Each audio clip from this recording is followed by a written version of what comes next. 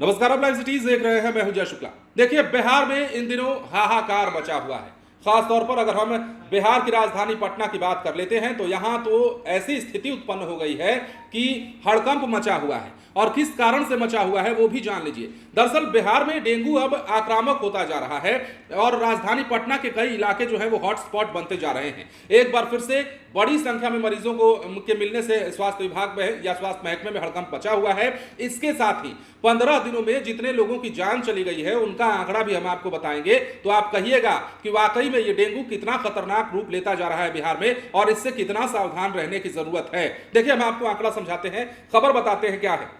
पटना जिले में डेंगू के मरीजों की संख्या तेजी से बढ़ने लगी है। बुधवार की बात कीजिए तो पटना में डेंगू के 40 नए मरीजों की पहचान की गई, जबकि मंगलवार को डेंगू के 31 नए मरीज मिले थे। इस तरह 24 घंटे में डेंगू के मरीजों की संख्या लगभग 30% बढ़ गई। अब जानकारों के अनुसार आने वाले दिनों में यह संख्या और भी बढ़ सकती है। 40 नए मरीज मिलने के बाद पटना जिले के डेंगू पीड़ितों की संख्या बढ़कर 548 हो गई है। यह भी जानिए कि 15 दिन में डेंगू के कारण 6 मरीजों की मौत भी हो चुकी है।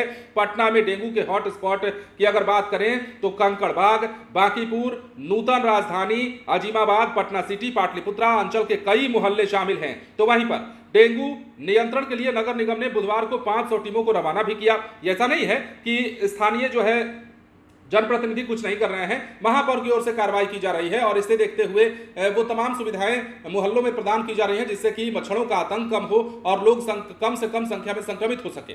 इसके अलावा सीता साहू जो कि मेयर हैं, उप मेयर रेशमी कुमारी समेत सशक्त स्थायी समिति के सदस्यों ने हरी झंडी दिखाकर टीम को रवाना किया।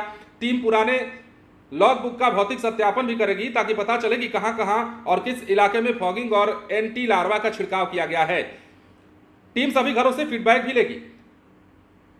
एक टीम प्रतिदिन 50 घरों पर जाकर एंटी लार्वा का छिड़काव भी करेगी। टीम को रजिस्टर भी किया गया है। नगर निगम के प्रत्येक वार्ड को 375 सेक्टर में बांटा गया है। अब देखिए, वहीं राज्य में इस साल एक दिन में सबसे ज्यादा डेंगू के मरीज मिले हैं। मंगलवार यानी कि 10 सितंबर को राज्य भर में डेंगू के 98 मरीज मिले।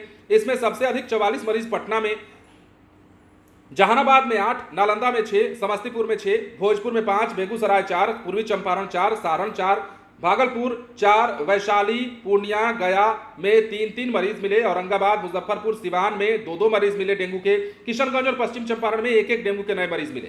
अब तक का अगर आंकड़ा बताएं तो राज्य में 1326 लोग डेंगू से पीड़ित हो चुके हैं। इसमें पटना में सबसे ज्यादा 614 पीड़ित हैं।